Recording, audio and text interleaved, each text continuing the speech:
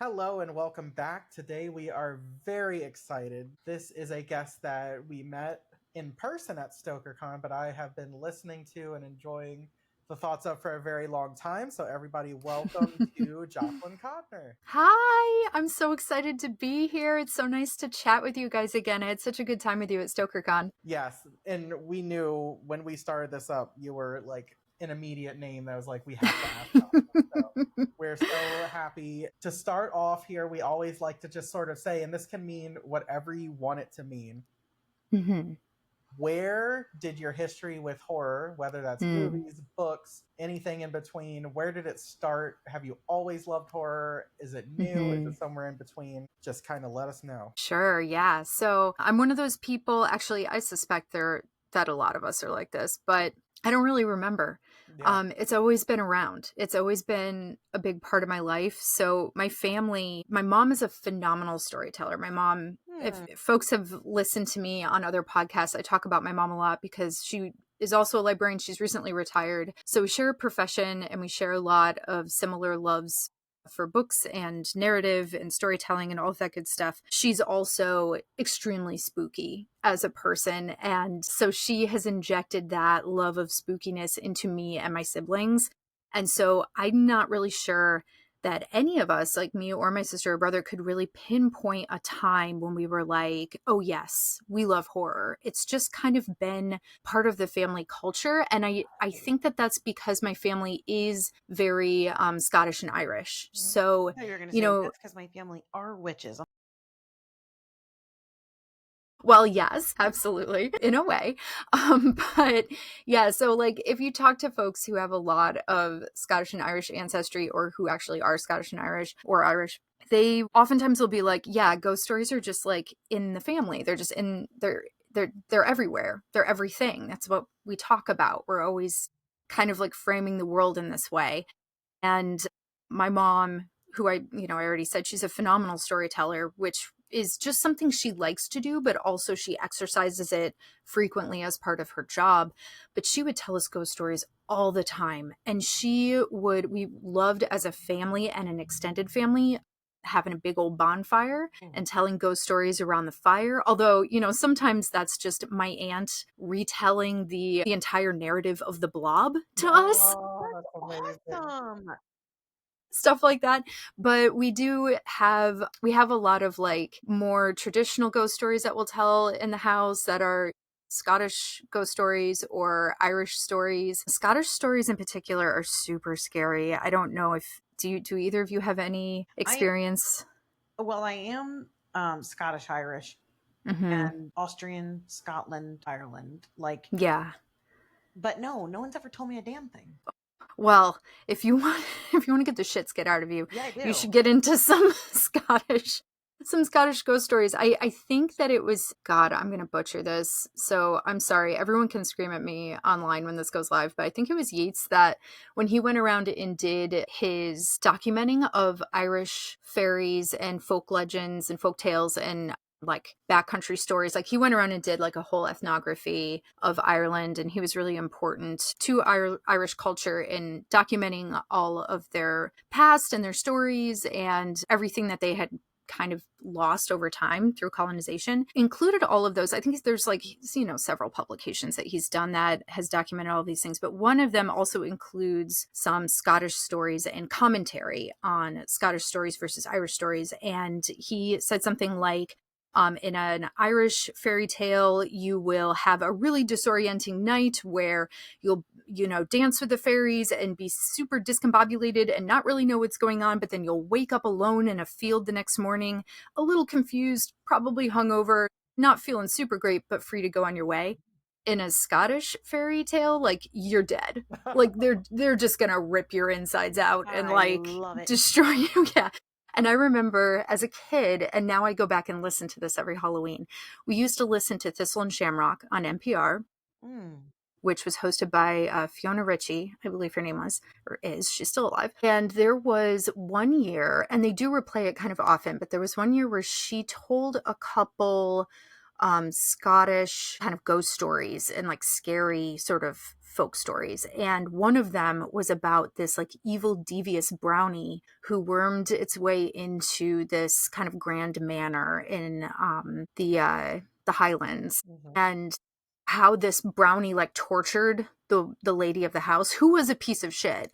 But like the brownie was basically like her punishment for being a piece of shit. And he like showed up and she was an asshole and he was like, great, I'm gonna have fun with you.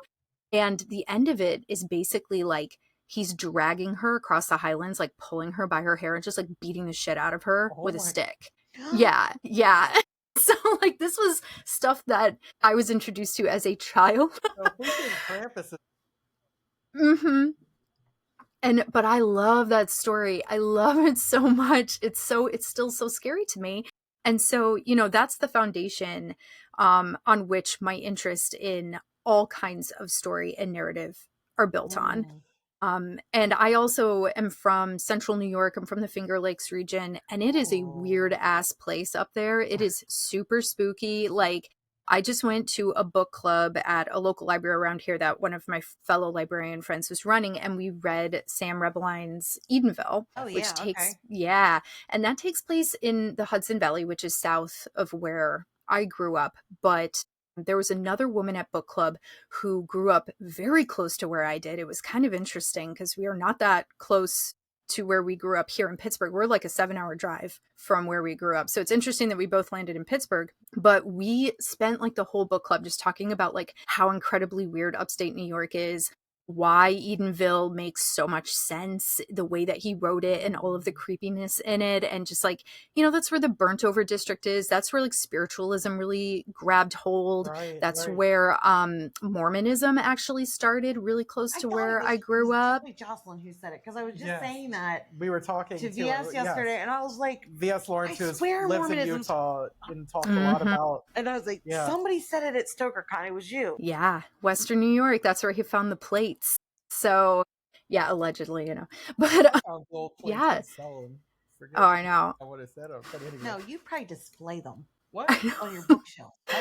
I'd sell them to buy things to display There you on my go. bookshelf. Well, I approve of that. Yeah, that's fair. It's interesting though because like okay, so first going back to the things that you said before, there's such a moral like component to those stories where it is very much like, and you get a little bit of them, obviously the Disneyfication of things where it's like, the person goes to the prince's house and turns into a beast because he's an asshole. Sure. But Yeah. like in a Scottish story, obviously he would probably get gutted by that lady that came up. So, it's just interesting to see the different cultures because ultimately I think a lot of those stories, like the thing that you are supposed to, especially because they do tell them to kids, is, act right, essentially is always Right. like, the thing. But did you think, and I want to go back to Edenville and that stuff too, but did hearing those stories, one, sort of desensitize you to, I don't know if I think we're relatively in the same age range of your Goosebumps and your Fear Streets. It's like you read those things and you're like, that's not nothing compared to what I've grown up on for so many years. Do you think that sent you in search of like, harder horror, because you're so used to that? Yeah, it's interesting because I read Goosebumps. There was a local author who, I mean, she has national renown, but Cynthia DeFelice is from the region that I'm from, and she would come visit our schools. She was just an amazing person, like supporting the children. And she'd come do author visits at the school pretty regularly, and we'd get books signed by her. And she had like pretty sure it was a series, but the first book in the series was called The Ghost of Fossil Glen. And it's a ghost story that takes place in my region. And like, I have such clear memories of reading that. But of course, I'm reading a lot of the horror that I was reading at the time. I mean, Scary Stories to Tell in the Dark, obviously. Yeah. And then what was that one, the Alvin Schwartz, In a Dark, Dark Room, with the one with the green ribbon? Like, that was like my Bible. I loved that. So I loved like supernatural, and I still do. I loved like supernatural ghost stories the most. But weirdly, because the folklore that I was raised on is really violent and dark, and my family has an incredibly dark sense of humor, which I think, Irish and Scottish, like we have a very dark sense of humor, especially the Irish. And so it took a lot to scare me. So weirdly, I did start reading Stephen King younger, not as young as some folks, though. Some people were starting to read him at like, 9, 10, 11. I was a little bit later than that, but my first Stephen King was like The Girl Who Loved Tom Gordon. It was like not the super scary stuff. Right. And I wasn't really going after super scary books when I was a kid. I was trying to find super scary movies without much luck because my parents weren't like super into scary movies. So that was like a frustrating point for me. But what I did and what me and all my friends did was we tried to manufacture our own real life scary moments. Okay, I was gonna ask that, like if that yeah, that's okay. So like instead of playing like kitchen or house or shoe store, you did this? Yeah. Okay. Great. We would go out. Yeah, what does we would go out in the middle of the night and play like manhunt. Okay, I grew up in a really small like farm village. I graduated with like 68 people. The town itself was really easy to just run from one side of it to the other if you wanted to, as like a little shithead kid. So we would wait until it got dark. So I have to say, the idea of kids on bikes in horror, yes. I lived that. Yeah, like awesome. I lived that kind of experience. It was so magical and I'll never take it for granted. But we would wait until it get dark and then we would split up all through town and play like nighttime games of manhunt because we knew that would be scarier and more fun if we did it through town. And we had an old, really beautiful cemetery in the middle of town that we would go hang out in. We would spend a ton of time in the woods around our town because, I would walk out my back door and there would be woods right there that I could just go into and like do all kinds of fun make-believe and come up with stories. And we would tell each other like fucked up stories in the woods and we would do fires in the woods. And like, so we did a lot of like immersive trying to scare each other sort of thing. But you were like tolerant to it. Whereas like I was, oh my God, yeah. I was like the little bitch that was always scared because I was so much younger than everyone else that was like doing this. Yeah. But when I got to like, I distinctly remember in 8th grade, I was like, I'm going to have this Halloween party with like all of my it was 7th grade, and I lived in the countryside, and so I had all these people come, and they were like, and we were like, let's play hide and go seek in the dark. Yeah. And like property was like 21 acres, and you had like high corn fields. and like all that stuff. And so my younger brothers were like, they were going and stripping like the corn in the field, like where like what's left from like when the farmer had pulled, and it's like hard. And so they would like when they'd see people like dash and run, they would just go around just fucking throw corn like a random God, thing, which really hurts. Yes. It really does. And I was like, knock it off. Oh, it's such a brother thing to do. My party. No, it wasn't that bad. My God. But my friend shows up, Albert. Yes. Shows up in these beautiful Nike Air Max. Like what are the ones that has the big AIR written on the side? Up tempos, yeah. Okay. And he comes out, he's like, hey, I think I found where you put all your duck shit. And his shoe is fucking filled. And I wanted to be like, no, Albert, that's our septic tank that overflowed. Oh, no. Yeah. That's a different kind of horror. Yeah, that we're currently getting, fixed. And I was like, okay. Oh, man. Should have said don't hide there. And, my God. I never had Poor a buddy. party after that. But no, I mean, when you get to have like the run of spaces like that as kids, like you make it your own. So I'm just imagining how much you guys were little fun shitheads. Like that sounds awesome. It was great. But I do have to admit, so like people shouldn't go into a haunted house with me. And this is because I am very brave and stoic in real life dangerous situations. But when it comes to manufactured situations, I am a little bitch. So we will go. I have this horrific memory. This is so sad for me because I feel like I would have really loved this experience. But when I was like 4 years old, my sister was like 2, the high school students put on a haunted house down the street from our house in like this large, it was empty at the time. I think it was actually being built, and now it's a community center, but it was like right down the street from our house next to a park. And it was big and cavernous in there. So they were able to take it over and create this really interesting haunted house that was kind of like a labyrinth. And I got, so here's the thing. The high school students, my dad was a music teacher at the high school. My mom was the librarian at the high school. Those kids were like my babysitters, right? So they all knew who I was. But when I went in, they all had their costumes on and their makeup, and I didn't know who they were, and I couldn't figure out who they were. I couldn't recognize them. And so they started calling out my name and like, you know, reaching for me through bars and like really playing it up for me. And it really freaked me out. I think I ran out. I only made it through 2 rooms total. I ran out like 3 times. I kept trying, you know, because I wanted to do it. And like my dad tried to take me through. My next door neighbor, who was like my big sister, tried to take me through. And like I just couldn't do it. And I was like crying. And then eventually all of the kids who were doing the haunted house had to come out and like demask and show me who they were and be like, you know, it's okay, you're not going to be hurt, it's just us. But by that time I was done with it. And my sister, who was like, you know, she's 2 years old, so maybe she's not entirely aware of what's going on, but she went through the whole thing. She was totally fine. She walked through the whole thing. So haunted houses, I get very anxious and I will throw you in front of the perceived danger. Like, body slam.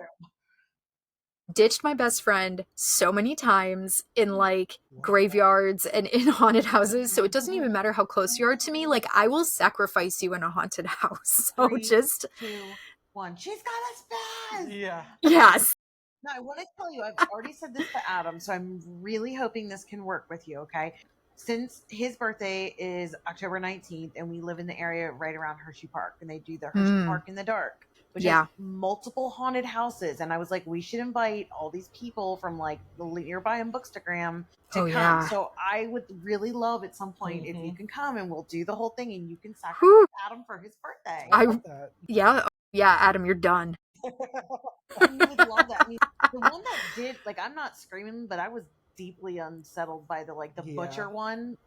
They do a good job with it. There's a lot around there, but the only one I can think, like, I wish that I did get some terror from there, but the only one I didn't like that we went to had like, I don't know, it was probably like 20 feet of this like material that sucked in on you around you. It was like, feels almost like a trash bag. Yeah. It was on both sides, and it was pushing against you, and I was so claustrophobic, and I was like, don't leave me, and he just zips forward, and I'm like, not ready to no, because it just won't end. You're just going and going, and it's one of those ones that like it only opens enough for you to go in, and it closes on both sides. Yes. Of you as you're going through. Now that's like my own personal issue with claustrophobia. Yeah, well, I think I share that with you. I think that's actually part of my problem too, because I feel like we had a little blip of a conversation at StokerCon where like I mentioned something about like, oh, I like to sit on the edges of the chairs at panels because I like to be able to leave when I need to, because I don't like to feel trapped. And Rebecca, you said me too. I do. So I like to sit in a certain way in a restaurant. Like, the funny thing is, I office downstairs. Nothing bad's gonna happen. I'm sure there's some kind of reason for which one it is, but I never know when I go to sit down which side it's going to be. Yeah, it's intuitive. Because like to me, I'm like, okay, I want to see the door, I want to see the X, but it's like it can be either one, and I'm like, oh, she's gonna want to sit on this side, and you're like, can I sit here? You know, it's like. So that reminds me though of the haunted house. I think you unlocked a core memory that I didn't realize I had, because I grew up in Washington D.C., like in the city, and I was probably 1st or 2nd grade, and they put on a haunted house, and in the basement of this, like, you know, DC's not that old, but it was probably like a, you know, early age schoolhouse that I went to, and the basement was terrifying always. Like there was no classrooms down there. You only went down there if you had to do like speech or like specialist kind of things and stuff. Interesting. And it was super creepy down there, but there was this one really huge room, and they turned it into the haunted house because we had like a fall festival one day every year, and they hired like professional actors and like one of the small theaters in the area to do it. Damn. Oh my God. And they thought it was like okay to just practice on kids. That's very intense. They did like special effects. They did like, I remember they did like a mirror effect where like it looked like someone was there, and it was like holographic things.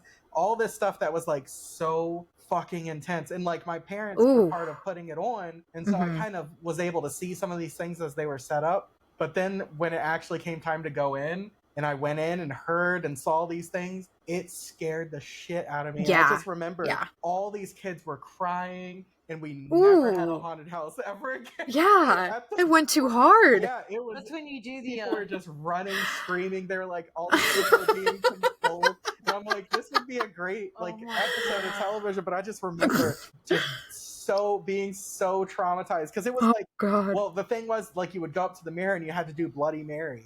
Oh, And you then- had to. Yes, Your like mother the- was well, involved. you either had to do it or like you kind of had a tour guide and they did it. She was Like they didn't. Yes, she was one of the tour guides. Yes, and so like they did it, and then using whatever this holographic thing is, the person appeared in the mirror. No. Oh, And, like, no. she was bloody, and she had this dress on. She had like no hair. I Like just it, Ooh. love it that. I was like, I am 6 years old, people. And that's Like, when Right, the whole right. Billy Madison scene where it's like, it's cool to pee your pants. yeah, I was the coolest that night. I'll tell you that. But I mean, it sounds fantastic, but that, like, I would That's a probably middle to try high that as an school thing. adult. yeah, 'cause- Right. exactly. Yes. Well, I wanted to circle back real quick when you said about the fairy tales, just like a little. First of all, I never really realized how dark real fairy tales are. Like, Oh, they're so dark. The original, like what happens with the Sea Witch and Mhm. Ariel, and like Oh yeah, that's there's- horrible. they're not a happy ending one up. But I recently, within like the last 2 years, I saw this book at Barnes & Noble, and I was like, I'll give it a try. But it's called How to Be Eaten, and it's Oh. play on all these fairy tale characters that are almost like they're real, and they have been they go to like a therapy self-help group, Like a support Oh. group. a support group. Yeah. That, and so it's like, you know, the media has like, oh yeah, this bitch, she's been living with these dwarves and whatever. Like, it was kind of interesting. Yeah. Yeah. And so it's like, I don't know, it kind of feels like you're watching like a reality TV show sort of thing, the way they come Mhm. after each other and what they're sharing, whatever. But it's also like kind of like everyone there was a final girl, like Yeah. sort of thing. And it turns out that like the therapist isn't exactly who they said it is, sort of thing. And I mean, I don't, but certain parts of it, but that's when I had learned about, what was it, the blue blood or blue, The crabs? no, the French fairy tale Blue. Bluebeard. Yes, I Yes. had never, Yes. do you know that story? Yes. Holy That one's shit. bleak. It is. Yeah. And so like, it was like the sister or whatever was in the, anyway, it was just, it's, you know, I gave it like a 3.5, but it was inventive and cool, just an Right. interesting way to like look at it. But I mean, for most of the time, like, and Adam, you and I've watched a lot of like international like movies, and especially like the Spanish movies, and like there's not a Oh my lot of God, happy yeah. endings.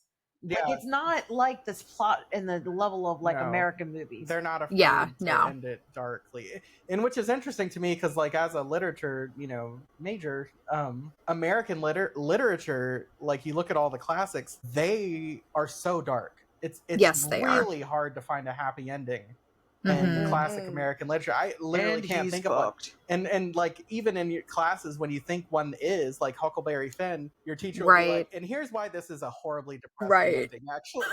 Like, oh, great. The one I Yep. thought had a happy ending. Thanks, buddy. But like, yeah, I mean, you think of all the classics, and it's that definitely, like, for me, I kind of was into horror, then into that, and then kind of back and forth. But it Mhm. is all kind of the same thing. It's all talking about the same kind of human experiences of, like, you know, a lot of those books, Grapes of Wrath, like all these things, they're Well, I said to horrific you, as hell. as we started this Yes. podcast, I was like, and you kept being like, well, that's horror. And I was like, sweet. Are you Right. saying like every classic novel is horror? You're like, yeah, absolutely. Yeah, pretty much. Oh my God, yes. Yeah, Crime yes. and Punishment has a double axe murder in the first like 50 Yes. pages, you know? It's like, so, you know, The Idiot, you know, I think about, it's like, man, that's like, you know, this kid has this issue and he comes back and everything's fine and everyone takes advantage of him, and then at the end of the story he goes back into, you know, his psychosis, and it's like, that how Right. horrific is that? Like, Yeah. Yeah. That book of Human Bondage that we read with Somerset Maugham. I love that. Just the amount of shit that man had to go through. Yeah. Yeah. Mhm. I guess What book was this? Of Human Bondage by W. Of Human- Somerset Maugham.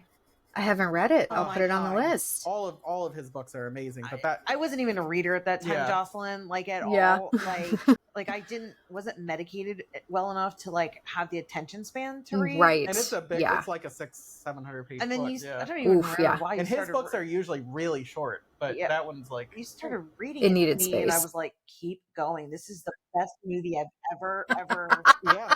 And it's one of those books where it's like 600 pages of like characters sitting around and talking. Oh, it's of like course. the most And I'm thinking, like, how can this? But I like enthralling that. thing. Yeah, and I'm Yeah. like, how can this man get fucked anymore? Like, we have more pages to go. Where is the Right. story going? Yeah, how can this get worse? Yeah, it was great. Nice. They I figured definitely it out. That's recommend fantastic. it. And I just figured while we're here, before we get into a couple of your other questions, maybe you could tell Jocelyn about your recent hide and seek time. So, Ooh. okay, Since you want to you hear played as a kid. my latest trauma that Rebecca inflicted upon me? Oh, of So, course. We get to this hotel here in lovely Wheeling, West Virginia, and which is like the halfway point between York, where we started, and close to Indianapolis, where we're going. And this hotel room is a little strange. So It's it empty. seems like there's this Ooh. very large space where there should be either a couch or chairs, and there's nothing there. Because there's already like a bar and there's already a desk, but there's like, I mean, there's enough room to do activities. Like you could build it's bunk like beds. Step Brother style.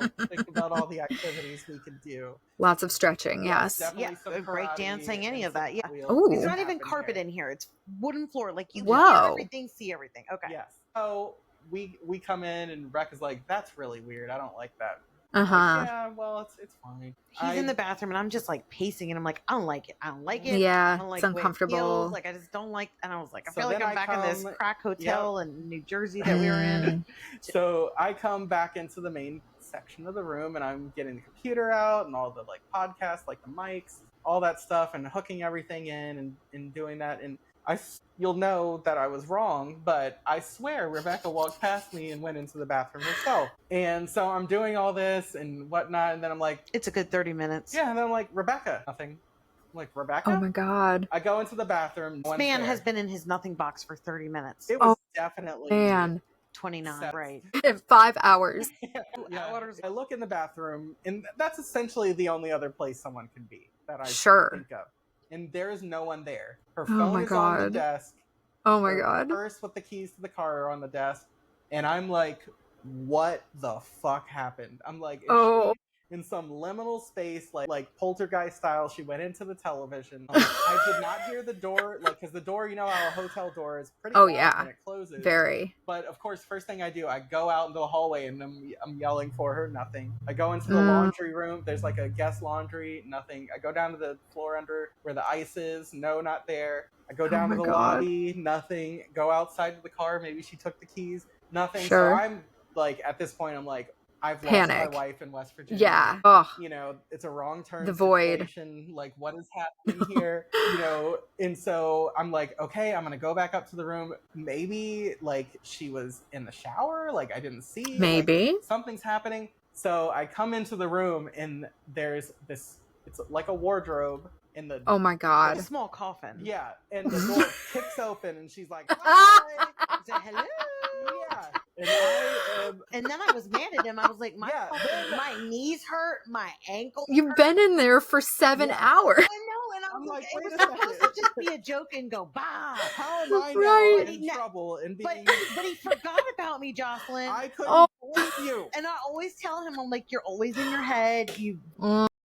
don't find. And so I was like, then I got really sad while I was waiting in there, and then I was like, Oh no. right, he's probably panicking now. Like, Right, then I was right. like, shit, if he comes back up to the room, I'm gonna pop out of here. Yeah. Um, Cut him loose. and then he was like, I gotta go next door to eat. I need some carbs. That is so funny. And I was like, you know My what? God. Like, now that you notice it, but it was so quiet, and the door never shut, and he just normally he Right. would go around and look, but I mean, he was like, fuck, and I was like, Just did you focused. think I just like evaporated? He's like, I thought it was a fucking Twilight Zone. Yeah. Oh my God. Yeah, I probably would too. Promise with him and say, I will never hide You again. won't- He's like, in all Yeah, situations, no more you wardrobes. disappear in Target all the time. And I do, because again, he's not paying attention. Yeah.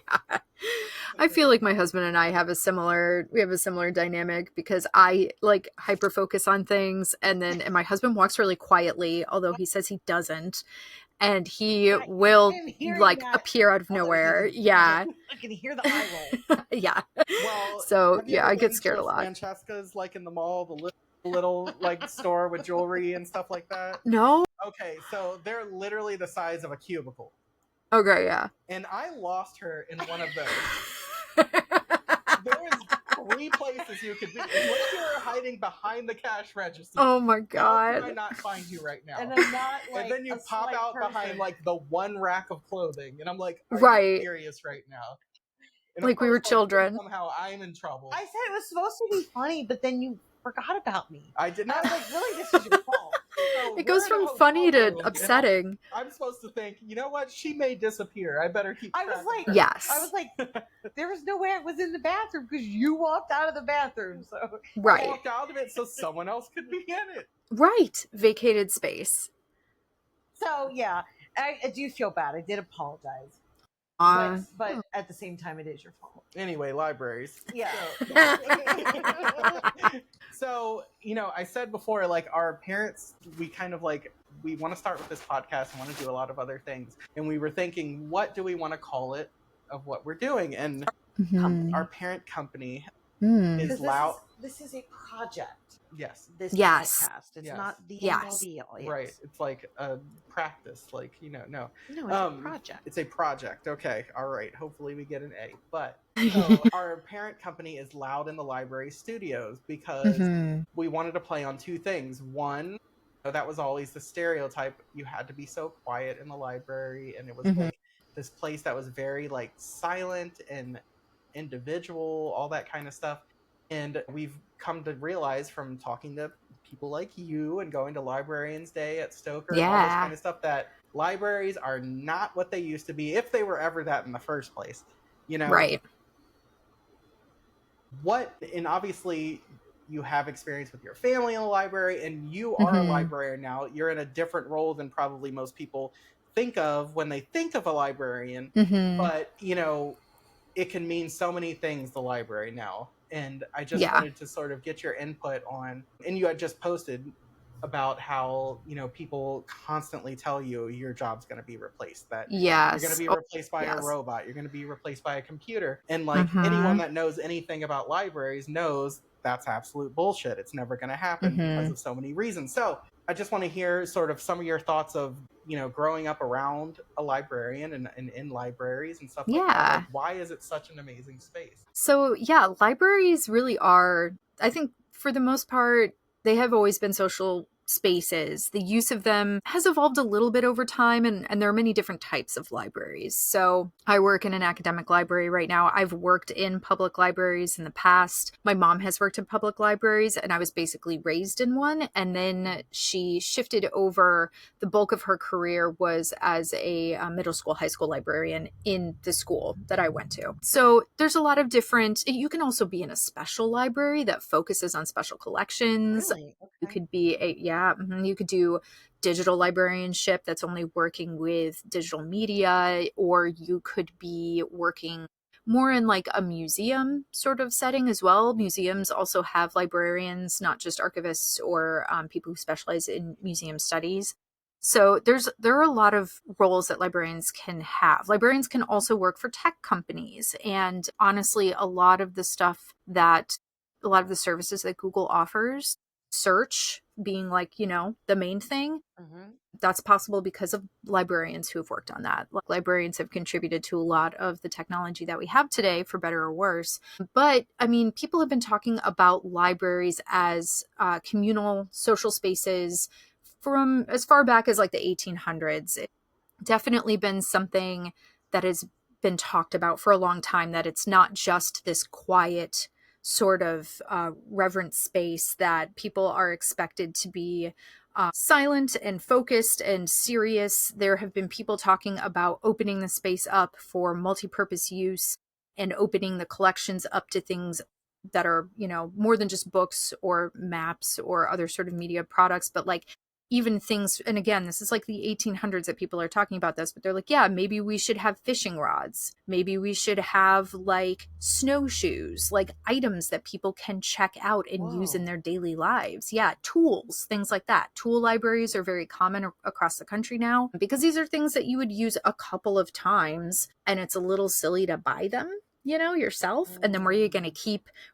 your set of snowshoes that if you're not living like in the upper peninsula of Michigan, like when are you going to be able to use those all the time? So this has been an ongoing conversation for a really long time. And libraries are really good at shifting and pivoting. And that's a double-edged sword, because what I see right now, especially with generative AI products being pushed on all of us, there is a certain kind of trauma. I'm going to say some things.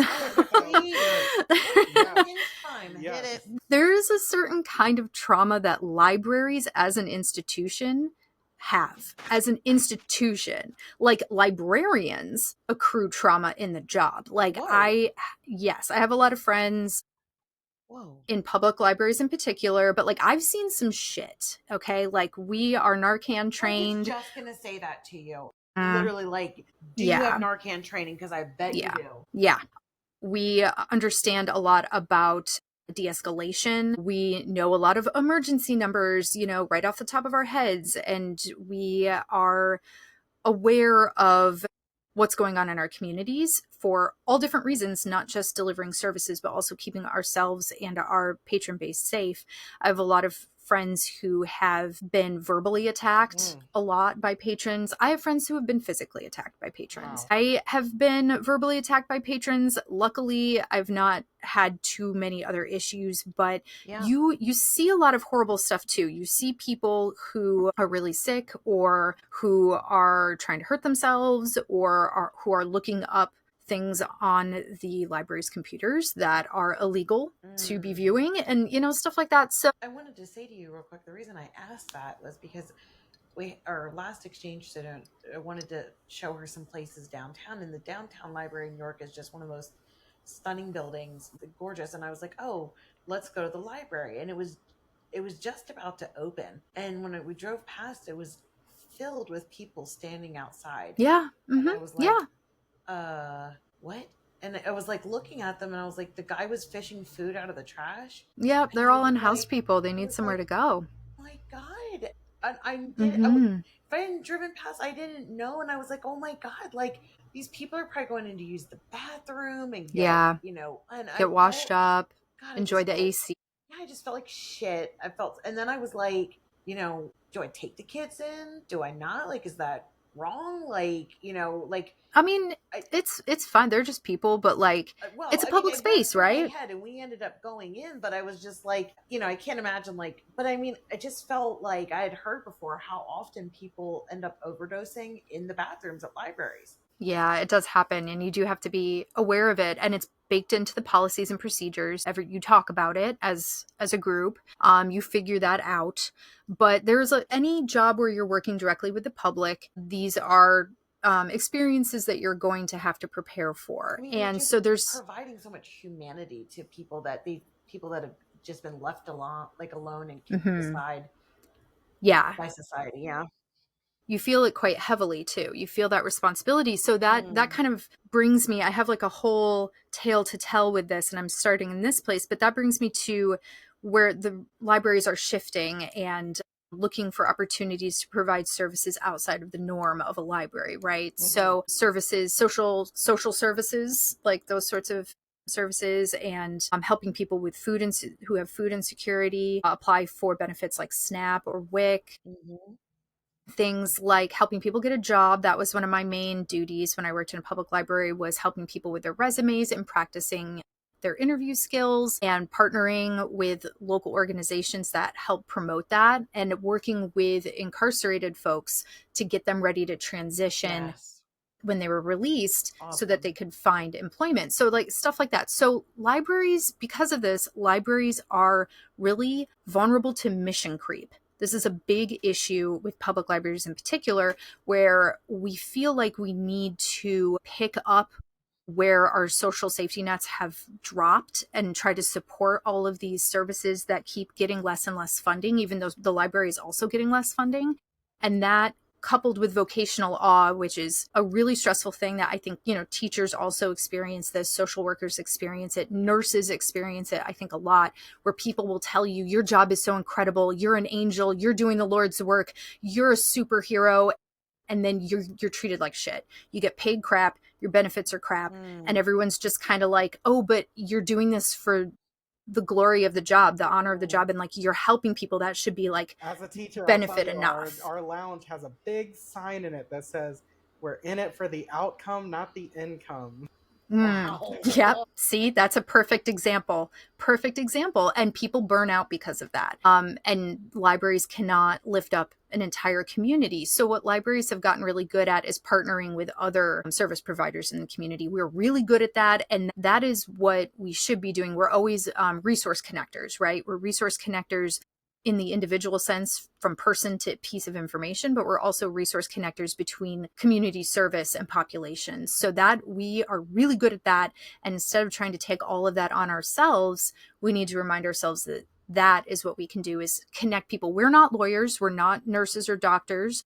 We're not social workers, although libraries are hiring a lot of social workers now, which is smart. So we cannot provide a lot of those direct services, but we can connect folks to those services in a meaningful way and get them started along their journey to accessing high quality service in that way. But because libraries are expected to pick up a lot of slack, there's a lot of trauma that comes from that. And another type of trauma that I think libraries as an institution have, and I feel like this isn't really talked about, although I think in my librarian circles it might be more so. When the internet hit, there was a lot of chatter, a lot of similar chatter we're hearing now about how libraries aren't going to be important anymore, how libraries are basically useless now. We don't need them because we can get all the information we need at the touch of our fingertips through the World Wide Web, through the net. And this is, a lot of people who don't understand how the internet worked or how search worked or how these things are comparable services, or how the internet was just another resource that the library could offer to people. But the library as an institution did kind of have a weird little bit of a panic moment, and they flailed and figured out how to adapt really quickly. And they did adapt, and they got all that technology and they became leaders in the technology. Librarians are very technologically adept and knowledgeable. And so there was, that whole thing was stressful, right? When everyone's telling you that your job, your career, the thing you love, this thing that delivers incredible services far beyond just books, that's going to be, it's useless, it's outdated, it's going to be obsolete, we don't need it anymore. That's horrible to hear. It feels terrible. And, when you spend a decade in panic mode as an entire industry trying to figure out how the hell to adjust to it, you accrue a certain kind of damage. The same thing I feel is happening with the emergence of generative AI products, where and now this is happening a lot in my neck of the woods in academic libraries, we're getting a lot of the adapt or be left behind sort of rhetoric being thrown at us, and people acting like libraries are once again not going to be relevant. And it really is just, libraries are intermediaries and connectors to the technology. We help people figure out how to use the technology, how to get what they need using different tools, whether that be the internet or an actual card catalog or going into an archive somewhere, right? We are the human connector to that. So literally, for as long as human beings are creating and disseminating information, librarians are going to be necessary. Because that's our role. And generative AI is I could talk about it for hours. I am not a fan. It makes me very nervous for a lot of reasons, but also it is not a threat to libraries. So I don't know. This just speaks to the fundamental misunderstanding of that technology by a lot of people. It's not a threat to librarians or libraries. It's not a search engine. That's not what it does. Right. Yeah. Well, as we're sitting here talking, you have your shirt on, Adam, punk. Oh yeah, what's more punk rock than supporting your public library? Right? And it is Hell punk yeah. rock. What you just said, you're going against norms and things with society, and you're saying, come in, those are unwanted, we'll help with the hardest parts of your life when you're trying to, reduce recidivism and go back into society and job searches and applying for benefits. Y'all do it. I love that you said they're hiring more social workers. That's phenomenal. Yeah. And it feels good to know that you don't feel like there's a threat in that capacity. Yeah. No, It's not in that it's capacity. interesting because, as a public school teacher, um, there are a lot of, similarities and parallels between sort of the things that you are going through as a librarian and what teachers go through, because we hear a lot of similar things, like with all of these products and the internet and all these things, we're glorified babysitters. Like, we just, we Mm-hmm. don't, do you even do your own planning, like all this kind of stuff. And Mm. we are having AI things pushed on us, Yeah. um, to do that. And for us, a lot of times it's have AI do these things because they make us work, Yes. essentially a 60-hour, 80-hour work week. And they're like, oh, well, these things, just put it into AI. And I'm like, no, it's not, it No. doesn't work like that. Yeah. We are It's not seeing, going to lighten our workload. yeah, no, it makes it worse, because like some of the stuff it spits out, I'm like, are you Oh, fucking you got to kidding me? check it all. Yeah, like, this Yeah. is awful. But school libraries in our, like, locally, we're seeing a lot of them either turn, like, in the district that our daughter goes to, some of the schools have eliminated the librarian, and it becomes Yeah. just, what's it, Book exchange book for exchange. 15 minutes. All they do is walk into it, pick a book, and leave. And Wow. like, that's awful. And then even, in our district, sometimes, our district I was in previously, the librarian was in charge of like 3 elementary schools, and they were only there Yeah. this day or that day. And you can see the reading, you can see all of the ability to research, all of these Mm-hmm. different things suffer in these kids. Absolutely. Immediately Yes. afterwards. I Well- think also that what I see is sort of like, and obviously kids come to public libraries as well, but it really feels like the public library, once you're out of school, teachers and the school kind of fill that role, and the libraries step in for, adults and other people, of kind of doing those similar things that teachers in that space does, Mm-hmm. for people that aren't able to have access to it. And we see that Yeah. all the time, of, kids that don't have books at home, so they need them from Right. school. And, adults, it's like, books are expensive, Right. and access to the internet and all of these other services, Yeah. paying Mm-hmm. for, like, a recruiter or someone to go over your resume, all of these things. Right. It's really stepping in and saying these should be a fundamental right for a human being in this country. And so we're going to provide that, even though most people see this as a product. And so for Right. that to happen, as these are free services, that money has to come from somewhere. And the fact that it is being taken away, stripped, dwindled, and sort of attacked right now, what do you say to people that are like, well, that's money that's being wasted, or that's money that, could be used somewhere else? Like, I'm sure part of the stress, part of the trauma is, and I know for myself too, is constantly having to explain to people why you should exist. Yes. I want to also, because I want to say this, and I think it might or may not color your answer, but I just recently read that I guess Elon Musk is trying to make nurses that are fully AI. Oh, yeah. And I saw a nurse say, yeah, put that person on a dementia unit or a peds unit. And I feel like a lot of the people that are making these policies or think, oh, just use the AI. I'm like, have you actually used AI? Do you know Right. how perfect your what is the prompt, Right. like you can get a master's degree in AI communication, like Yes. that's You probably how could. in depth and whatnot. And so it's just very it doesn't apply evenly to pediatrics. It's not going to apply. So No. I'm just curious what your answer is going to be for that, because I just want to say it's not just libraries and it's not just schools. It's even in places where Yes. it can replace any humans is what Right. it's like, oh, let's do this. So anyway, that's what I wanted to say. Yeah.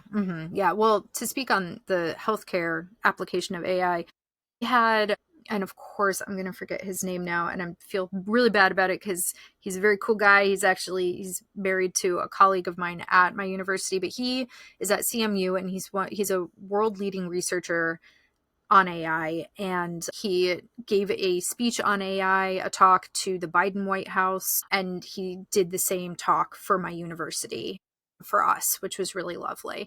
And something he said is that actually in healthcare, AI is not quite as helpful as people would expect, because the materials that it's trained on are the textbook materials, right? Mhm. Like the perfect case situation. So it cannot problem solve on the fly. It cannot figure out through a conversation, a human to human conversation on, you know, the ward in the room, clues and picking up clues as to what might be going on that's extra that could be causing X, Y, or Z. So it can't do that. So it's not good with a lot of the weird stuff, which is where you would want it to be most helpful. So yeah, it's the human touch. And the thing is, like, AI is just pattern recognition, right? Or generative AI is pattern recognition. Humans are also extraordinarily good at pattern recognition. Absolutely. That's like what our brains are tuned for.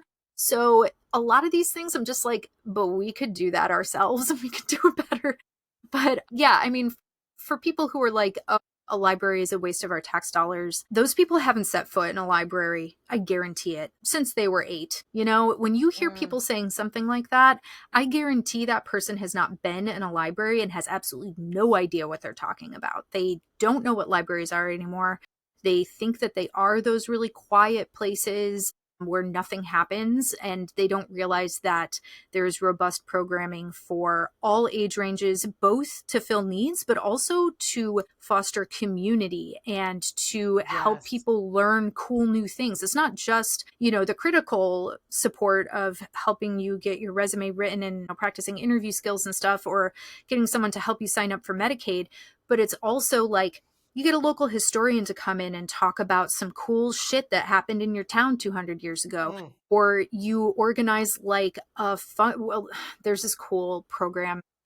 We're going to miss it. My husband and I are going to get a cabin next weekend. We're so excited. The whole week, actually, we're getting a cabin. And in the park, they're doing a nighttime glowing fungus walk. What? Yeah. And like, we're going to miss it because we have another plan for that night. But libraries do stuff like that too, you know? So these are just general interest things. My library in my town has a community garden, you know? It's like, there are all these things. And I mentioned tool libraries too. Like, you know, we have all of these things. We've got, you can check out backpacks for hiking that have all the supplies you need for hiking in them, like compasses and maps and like all that stuff. Yeah. So like, it's not just on the Libby list. Like, it's so much more than that. Exactly. So these people don't know what the hell they're talking about. And this is why it's really important for the people who do know what the hell they're talking about to be showing up at your community council meetings and voting. Make sure you're voting for your library to have funding to keep doing these things. And make sure you keep showing up for your library, because it's these loud, like, ignorant, and I'm using that word in the most literal sense, like they don't know what's going on in the library. Right. And they just think they know best. You got to show up and say, no, you have absolutely no idea what you're talking about. And this is what we would be missing. We would be a much community without our library. And there are studies that show that your home values go up within certain radiuses of public libraries. Like if you live within a certain radius of a public library, your house is worth more. You can sell it for more. And Adam, to what you were talking about librarians being cut from schools, there's tons of research that show that, and this is the thing that's really frustrating, and I know you're going to be mad to hear this, the schools that have librarians for each, like, you know, at least even just one librarian, even like you were saying, the one that was split between 3 different elementary schools. If there's a school with a librarian, those students, their test scores are much better. And of course, the test scores are what gets school funding and what ranks schools, right? So they're really shooting themselves in the foot. Right? Yeah. Like if you remove the librarian, you know, chances are your test scores are going to suffer, and then you're going to miss out on all of the funding and the opportunity, which is a horrible system as it is anyway. I mean, but like, it's a terrible cycle, but then also like you get it's miserable around stress time for you. I mean, you're so much pressure put on you and the kids. And well, I think that we had talked about, not saying your school, Adam, but there are people within our area that are allowed to sit on these school boards that don't have anything past a high school education, and that really surprises me. Or even people on school boards that don't have kids going to the school. Like that just, there's something so. But how can you be making a decision for education when you're not even keeping up things with? You have no investment in these schools being the best that they can be, but you have so many opinions on what needs to be So many happening. opinions. And they, Yeah, I you know, think these activist boards that they're always threatening to come into school and watch and be like, oh, we're going to come see what you do. I'm like, do it. yeah. Do it. Come on in. Please. Come on My in. door is always open. I would That love would be for you to actually come watch. helpful. Yeah, Yeah. absolutely. And like, you know, it's like this idea, and I think it's similar where it's like, you know, they think that, you know, teachers are radicalizing kids for these things. It's like, I'm just trying to teach your child how to read and Right. to be a Exactly. decent person and to be kind to the person next to them. And like, they actually have a problem with that. And you have to look at the basis for the reason why people do. Well, when I was getting my nails done this week, I was sitting next to that woman who, she was a teacher long term, and she was saying about how she teaches kindergarten, and she's like, because of the introduction of devices so early and the changes in society, she said, you know, she comes with kids that are like fisting their pencils, like they don't know how to Oh yeah. they don't know how to write. She said, the one thing she said that I never even thought about this because I don't teach children or anything like that, but she said like kids don't have to cross their midline anymore with their different hands like nearly as much, and that like helps the brain and the development and motor coordination.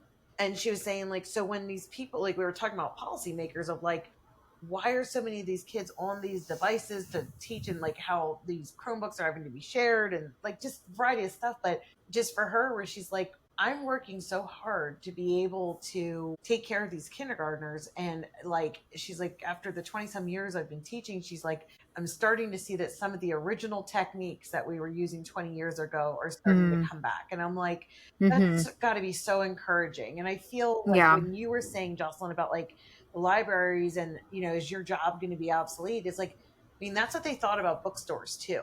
Right? Yeah. It went through a transition, but it seems like as hard as the pendulum swung to getting, you know, people boarding and shopping online, we realized we need community, and social media like really redrove that of, hey, I'm reading this book. Hey, I'm enjoying these things. Even right now with like my favorite concept is the silent book. Is it? I think it's. Oh yeah. Where you don't have to read exactly what someone else is doing. Right. But you get to have your hour of reading, and then you get to like connect and talk about the book. And I'm like, exactly. It's pretty perfect, you know? And Brian, when he was on Brian McCauley, he was like, most everything in life for sadnesses and traumas and whatever can be solved through like love and community. Yes. And that's really what you guys are doing as librarians, love and community, love of book, love of people, love of your community, bringing together the community in inventive ways. And, you know, I could say, like I said, come on, Adam, when you said about the voting and so on, like we should be doing that more often. And we're guilty for not, you know, of like going to a lot of these council things and making, you know, our voices heard in some of this stuff. So, I mean, that's a good call out. It has been incredibly clear to me more and more so over the past decade how deeply important community is. And of course, any form of community is better than no community, but physical in-person community does seem to be the best for us. I mean, this is how we are as a species. We are tuned to be in physical community with one another, to help take care of each other communally. You know, it takes a village vibes. And just trying your best, because honestly, my husband and I were just talking about this. Convenience culture has really eradicated community. We don't really we're not forced into community anymore because, okay, little slight aside, we've been watching the Stanley Tucci Italy show where Stanley Tucci goes around Italy. Oh my God, it's so good. But we just watched the one like literally just before I got on this call where he goes to Abruzzo. And I think that's how you say it. Oh God, Italians, please don't kill me. We'll dub it in if it's not right. Okay, thanks. Yeah, very awkwardly. Dub it in really awkwardly. Yeah. It'll be very obviously Stanley Tucci's voice saying it. Yes, please. Would love to be Stanley Tucci for a second. But he goes to a town in that region where they had suffered in the 50s like a horrible landslide. And after the community rebuilt the church, they rebuilt the church first. The second most important thing to them was rebuilding the communal bread oven that everyone would take their dough to like once a week and bake their bread. There was kind of like, the communal washing fountain or whatever, everyone would show up. It was a public service. You go, you bake your bread for the week. But while you're there, you're talking to your neighbors. Wow. You're getting information from each other. You're like learning about each other's lives, or you're doing deals and stuff with one another. And that was like, that's a very important part of the community building. And there was a woman that the Tooch was talking to about this, where she had because of convenience culture, the communal bread oven was no longer being used and it was shut down, and she purchased it, and now she opens it once a week and does classes for kids, and everyone can come do their bread and stuff. And she's trying to revive that tradition. And she was like, yeah, because of convenience culture, people can buy their pre-made bread on stores just on the corner or whatever, but you lose that sense of connection with your community. And when you lose that, you don't know who's sick. You don't know who might be needing a little extra help that week. You don't know who might be like a really good like fence post digger who could come help you put your fence in. Like, you don't know that stuff because you're super disconnected, because you're not going to the communal space every week and just shooting the shit because you're forced to, because that's how you eat. You know what I mean? And so like, community is not convenient. Community is not comfortable. That's why I think a lot of people are struggling to reconnect with it right now, because we have been so distanced by convenience culture, by technology, also by like the attitude of, stranger danger went really hard, and now people are kind of scared to let their kids, spread their wings a little bit. Us 90s So kids know all about how we were going to be murdered every time we left our house. But at the exactly, same time, every don't let time us in until it's dark. Exactly. Really weird messaging. Yeah. But no, that But yeah, definitely has bled into how we have become, not only as parents, but as just being around kids and other people. It's like, okay, like when you're done with work, you go home and you stay there. Yeah, and exactly. And that's definitely, and the other thing that I see that with, that's so interesting with the sort of convenience culture is, we continue to want devices that do everything, right? Yeah. Like your phone is a computer, all these different things. And I think that kids now and people as they're getting, that have grown up with this, always having it, especially like my daughter, born in 2012, iPhone has always existed since she's been alive. Right. Now she's like, man, I wish I had something that just played music so I didn't get distracted by anything else.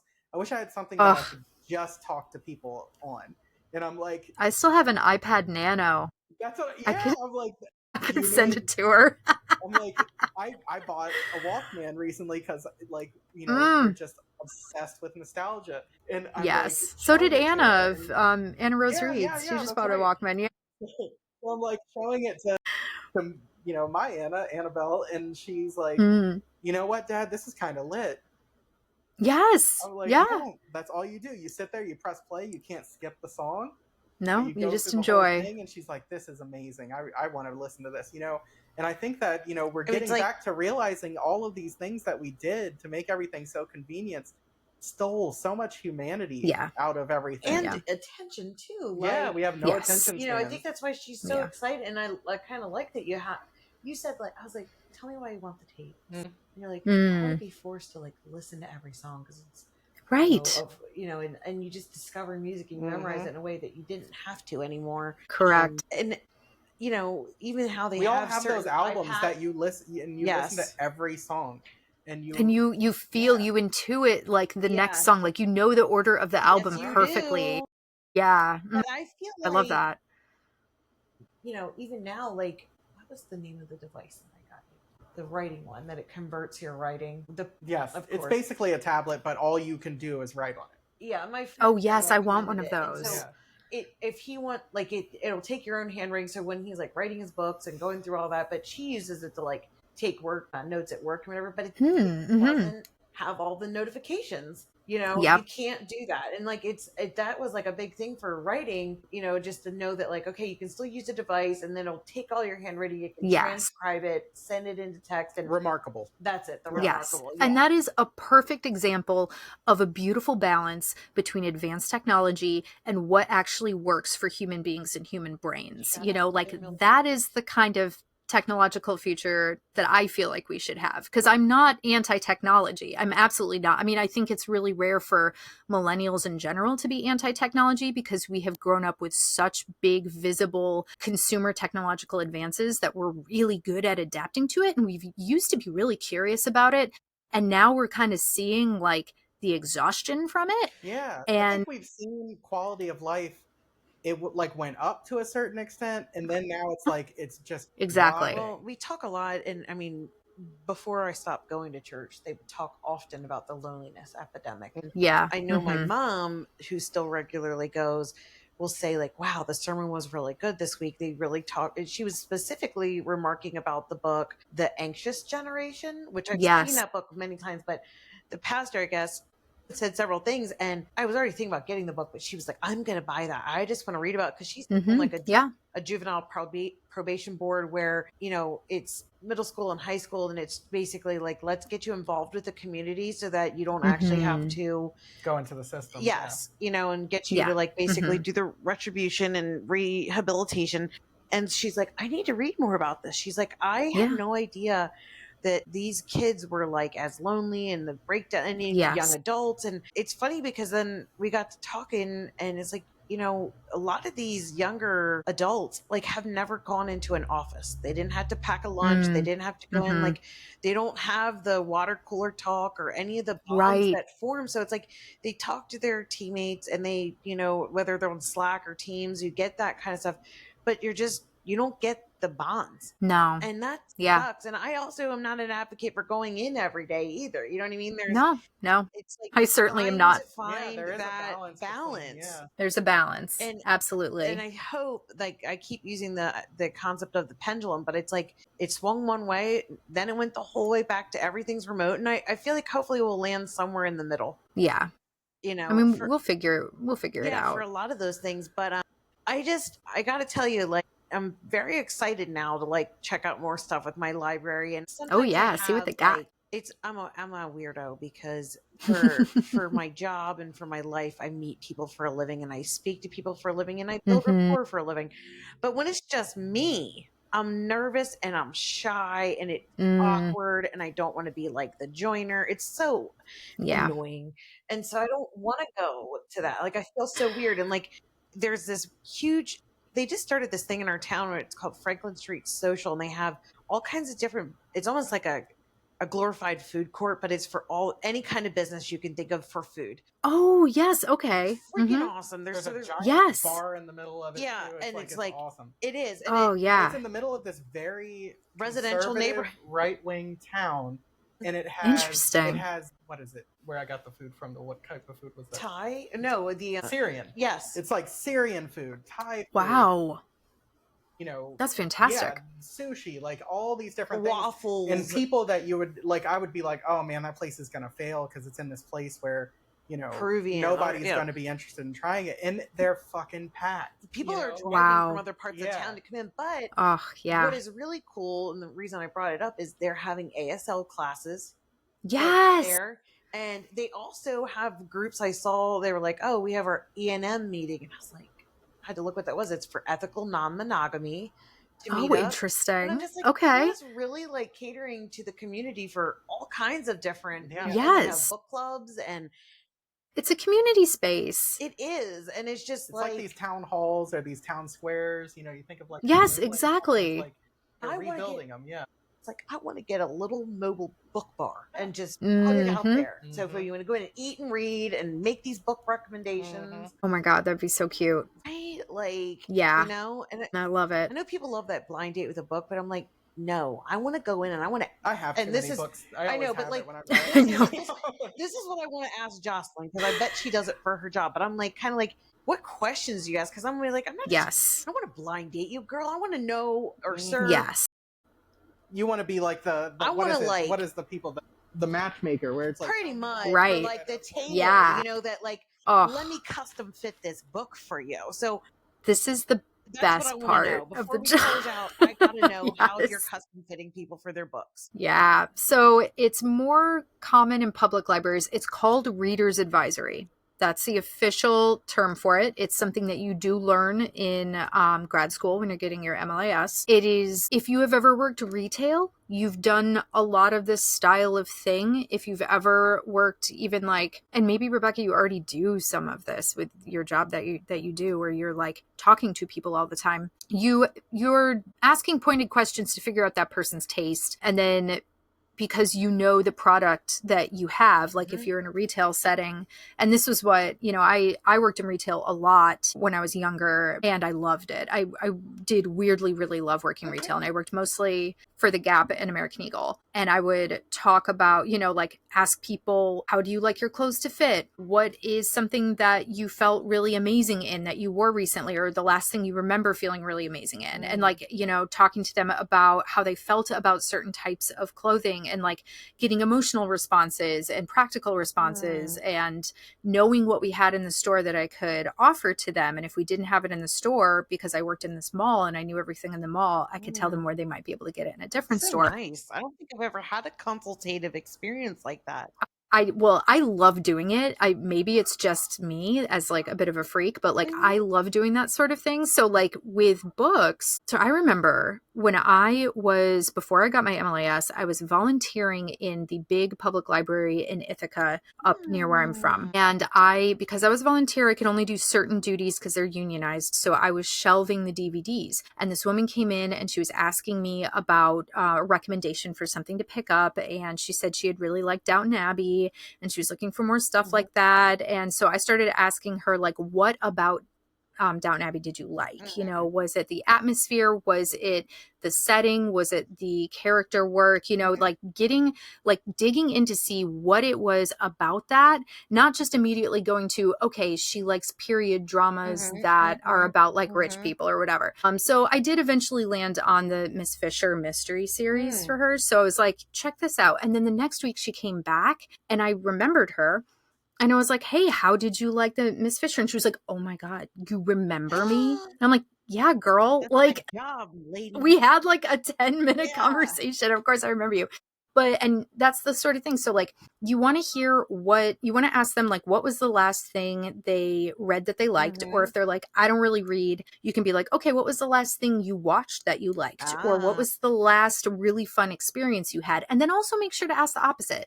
Be like, what was the last thing you hated? Like, and then you can just ask kind of like, you can get in a normal conversation with them and start asking about their general interests, what kind of hobbies they have, what kind of things have been kind of in their minds. Because, a lot of people will be like, oh, I read this thing in the news and it kind of made me interested in X, Y, and Z. And you can get to that. So a lot of it is just being curious about that person. Taking the time to ask good questions. Yeah. Now for me, it was a lot of like sales and marketing, but a lot of times it's discovering what it is about their audience, but also you have to make a quick snapshot on like who they are as a business owner and what they want. And there's times where we have been, doing like we would call it a discovery for, 45 minutes. And because we took the time to fall the whole way down, all of a sudden it's like, actually, that's not your pain point. You really need this. And I bet that's happened to you where it's like, yes, you know what you would really love, or what about, or as you're finding out these things, you're talking, you find out that the woman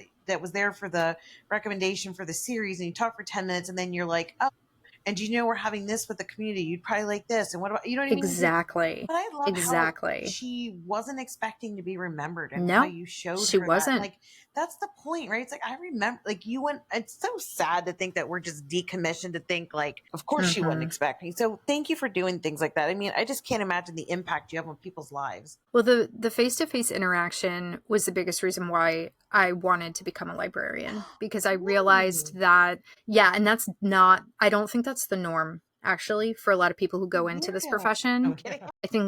I think a lot of people are a little more introverted and prefer things to be a bit more quiet, but I knew what my skill set was. I knew that I was good with people. I knew that I liked talking to people and spending time on my feet in a public space. And I watched my mom be a librarian my whole life. And I was like, that's what I should be doing, because I see her use those skills every day. And that's what I think of when I think of a librarian. Because my mom is kind of like, my mom's not as extroverted as me. I think she's probably pretty introverted, but I see her out in the community, making connections, talking to people, asking people questions. And so to me, that's what a librarian is. And there's so many of us who have different skills, like so many different kinds of people could be a librarian. We need people who are more tech-minded, who are introverts, who are really good at like procedural work and good at repetitive data entry, stuff like that, and who are good at thinking about larger information systems. And we also really need people who are good with other people and are like fundraisers and event planners and who can be like the public facing side of it. Like we need all types. We need creative people. We need math nerds. Like we need everybody, because a library offers so many different things and it's such a complex system. We need all types. Well, I am 41, almost 42. So I'm doing the whole, like, what's my next career going to be? Oh, right. I know. Yeah. Like my 20 years in sales, and I love sales. I love people, but everything you're describing, I'm like, I have all those skill sets, and like I have all the sociology. So like I don't have the MSW or whatever, but I'm like, you know, what you're describing, I'm like, well, I love that. I do that. I do that. I would have never considered myself of having, I just knew when I was a kid in high school and someone was like, what do you want to do for a living? I'm like, I just like to talk. I don't know. Yeah, same. I like to talk. I like people and I like to talk. Like no one, and I was like, it's my one true skill. And I can make a lot of money in sales just because I talk, and I love to do it. And I genuinely love people. That's the thing too. Yes. But I do want a certain amount of time to regenerate. Like don't think I'm as extroverted as, like, after we're done talking here, I'll want to just like read quietly. Same. Exactly. But I love all the things that you said you get to do. And I've been thinking for so long of like, when I was, one of my clients was in like downtown New York, and they do have a lot of funding from national and grant work that we're doing for them. And she's like, while you're here, she's like, would you like to get Narcan trained? And I was like, yes, absolutely I do. And I was like, I mean, I got to experience so many different industries and fun things. But every time I was downtown and seeing like what the police are doing and like it's just good to know. But I'm just like, I want to make a real impact on the community. Every time I work with grant work and stuff like that. And I feel like that's what you're doing, is like, you're helping to pump good back into the world. It's rewarding. I'm not going to lie. It's a rewarding career. And it's nice to have people interested in librarianship again and helping it to continue to thrive and continue to be as adaptable and flexible as it needs to be.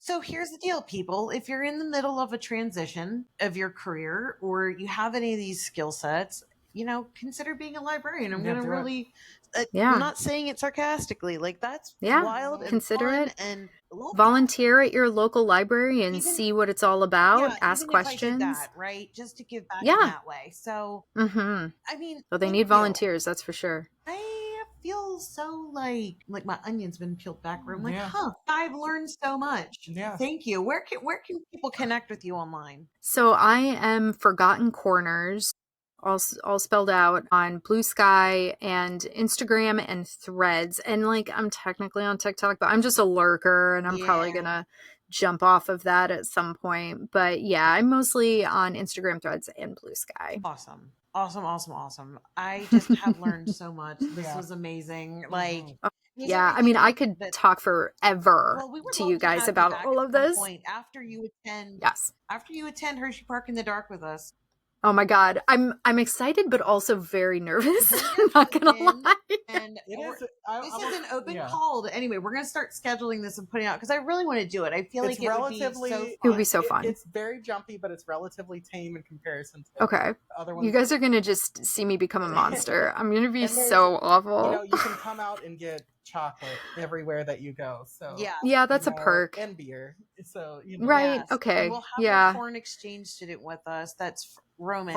This is going to be traumatizing. Questions on how to produce the stuff for Italy, and she loves to cook. Oh yeah. Yes. Ooh. Yes. Yeah. Oh my God. That's for anybody that wants to join. We would love to. I don't know when this episode's coming out, but except for that one guy listening. Yeah, not you. Get out of here, dude. Yeah. Well, thank you so much, and be well. And thank you for having me. Amazing work in the community. Yes. Thank you. Thank you for seeing libraries and librarians. We appreciate it. And I hope you guys have fun at Books and Brews. I'm sad I won't be there. Yeah, we'll miss you. But we'll see each other soon. Yes. Okay, bye. Bye. Bye.